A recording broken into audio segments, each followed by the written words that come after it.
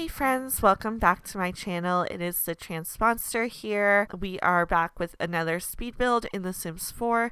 Today we are rebuilding the Free Spirits house in Windenburg.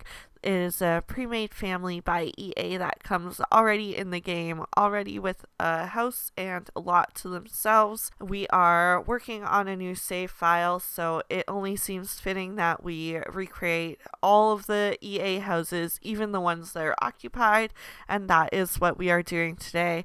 I really want the Windsor area that they live in to be inspired by the French countryside. So there are a lot of cottage type builds going in there, lots of stone and brown roofing, and lots of greenery around the outside. I love the riverside lots that come in this area. It just reminds me of very intentional living, a lot of homesteading vibes, a lot of slow lifestyle, which is exactly the vibe I am going for with this house. I get a big stone garden area off to the side, and there is plenty of space on the interior as well. I do give it a little bit of a closed off floor plan because having it open felt a little bit too modern, and I do keep it within the household funds that I'm left with after bulldozing the original lot that was here, so nothing too wild with money. I believe the house ends up being maybe around 45,000. I'm looking now and there's 39,000 left in the budget, and the walls and everything are already built, so we had a decent chunk of money to work with here. It ends up being, I'm going to say 1.5 stories because we don't utilize the full second story. Most of it is just roof, but we do squeeze a laundry room, a bedroom, and a bathroom upstairs.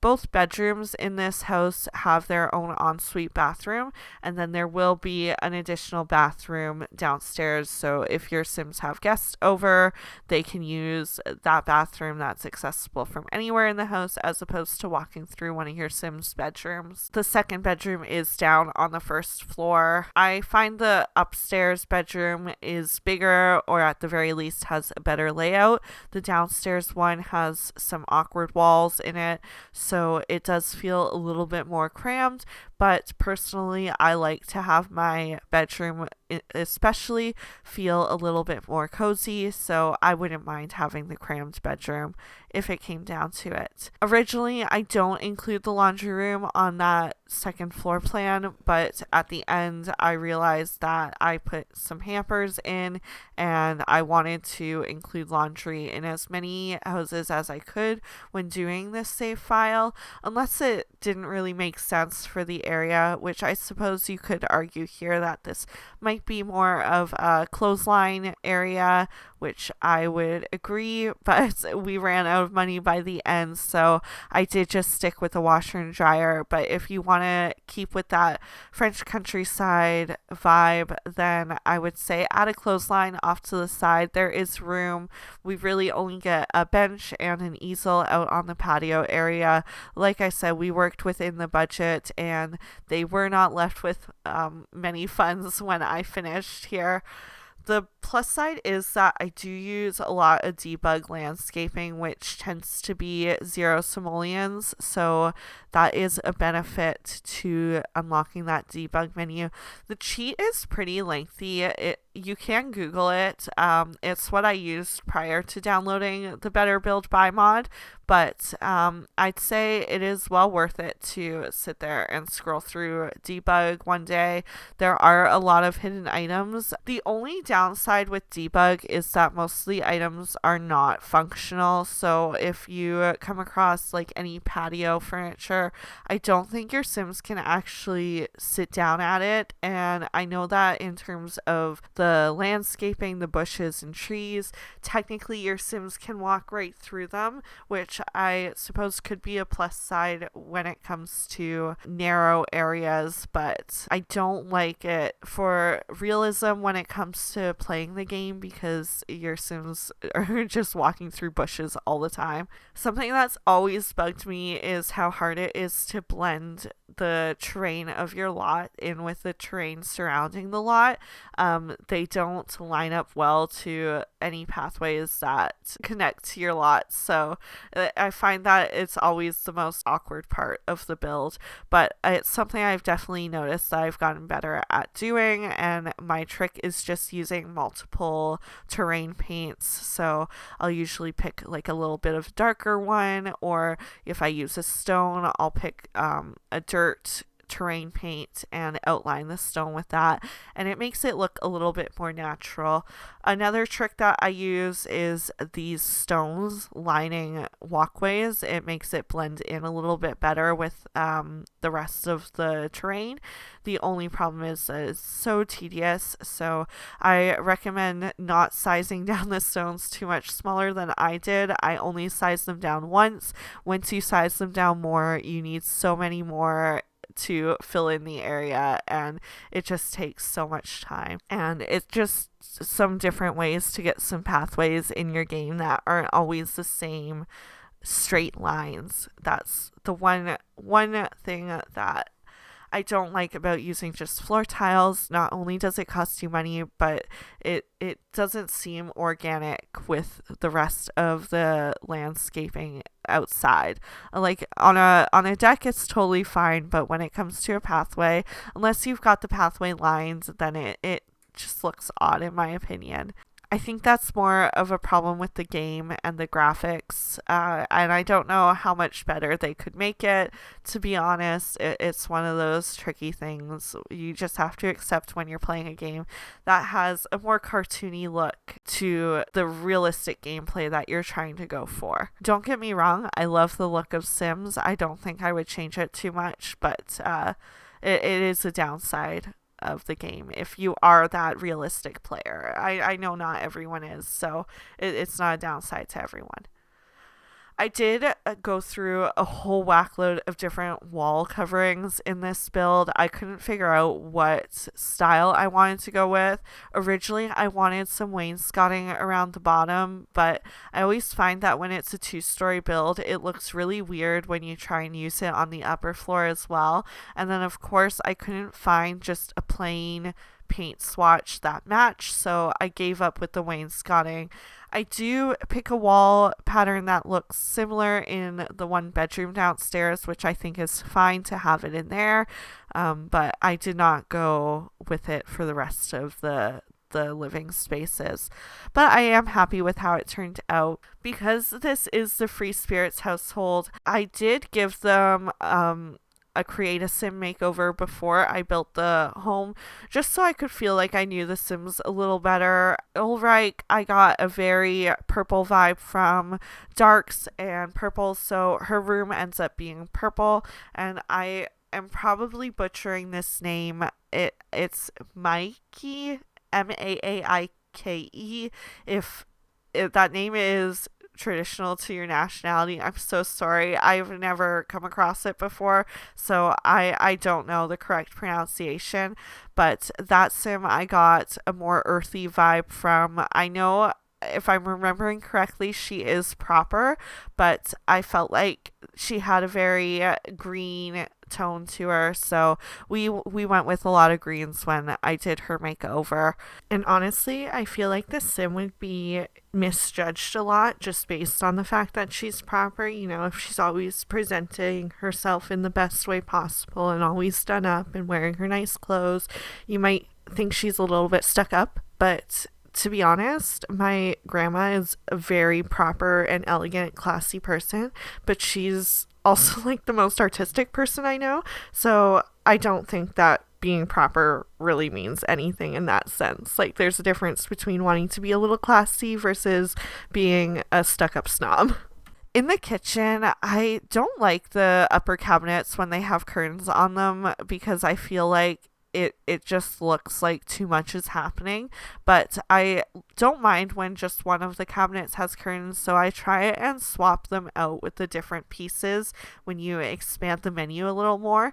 And I think it ended up turning out, I know when you're just looking dead on into the kitchen from the living room, it does look a little plain. I'm sure if I had more funds, I would have gotten some more decorations in there, but it didn't seem like the most important aspect of the build. I really wanted to make sure that the bedrooms had some personal touches and that the living room looked like two friends lived here and that they had some cozy movie nights when they were home alone. It kind of reminds me of when I was living away in university, and I had this friend and we would all meet up at her house because she actually lived in the city that we went to university in, and she would host these board game nights where we'd all just drink and hang out, and then I'd actually be the only one to stay and sleep over, and we'd usually like wind down with a movie, and it just brings back so many good memories of that time. I feel like the TV I get in this build is a little bit luxurious when you're thinking of a French countryside cottage, but you know, they did have the money to splurge a little bit, so we did it. And then I have not gotten the chance to use this swatch in the growing together end tables with the resin. I love it so much. I usually use like the main swatch with the blue resin and the more orangey oak wood, but I love how this one turned out, and it matches the bed really well, so I think it works perfectly here. And like I say in all my other videos, I love when I get to use new items or new to me items, at least swatches that I wouldn't have typically gravitated towards. When it comes to doing the bathrooms, I know I mentioned that I do have 3 in this build.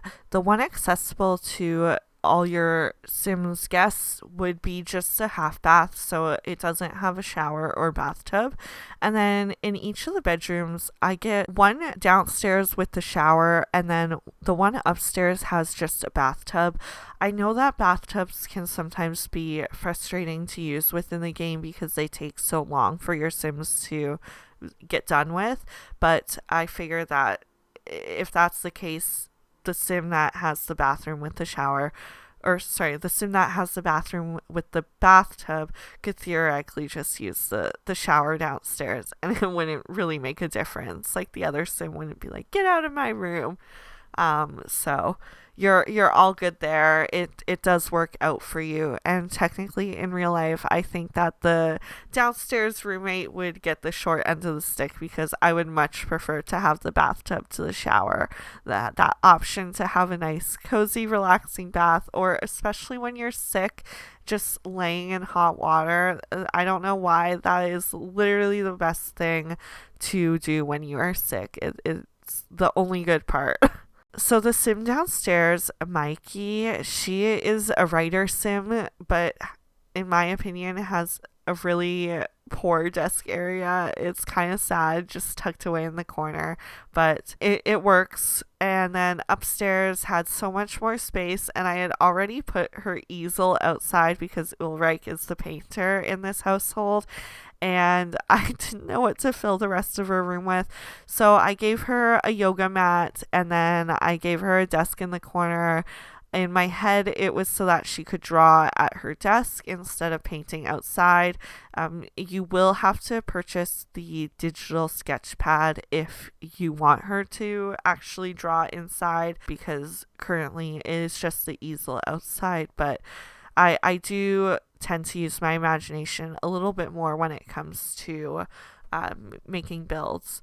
If you notice that color wheel menu that popped up when I was fiddling with the one light, it is a really easy feature to access in your game. I found it by accident, actually. If you hold the shift key on PC down when you're clicking the light, it'll open up that color wheel, and you can choose the brightness and the color tone for any light that you place down. I don't know how you would do it on console because I don't know the controls the same way for console. puzzle, but if you do a quick Google search, I'm sure you could figure it out, or someone in the comments might even know and be kind enough to leave the answer. I don't give Ulrich a computer, but I do give her a tablet, so she does have that to herself. And then Mikey has her, I believe it's a laptop that I gave her. It could be the typewriter, but I'm pretty sure I did place down a laptop.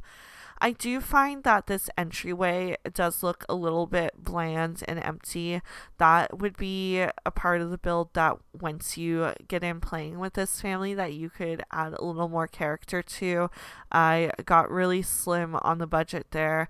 Actually, you can see I had to swap out the TV I was talking about being too fancy. They still have a fancy TV in my opinion, but it was a far cheaper option in comparison, and it gave me more room to have budget to decorate. I do actually, you'll notice in the screenshots, I do go in the game and get them to take a picture together, and I throw it in the living room. I think it's such a cute personal touch, and it's one that I've been trying to do for any build that has Sims living in it. I want to make the home feel more lived in, so I have been going through and taking pictures with Sims that have relationships with the Sim in the household. Anyways, we are coming to the end of this build. Thank you for hanging around for another one. It makes me so happy that you're here with me. Don't forget to comment anything you'd like to see in the future. Give a thumbs up to show your support, and don't forget to subscribe so you're notified about any future videos. Thanks again. Have a good day. Bye.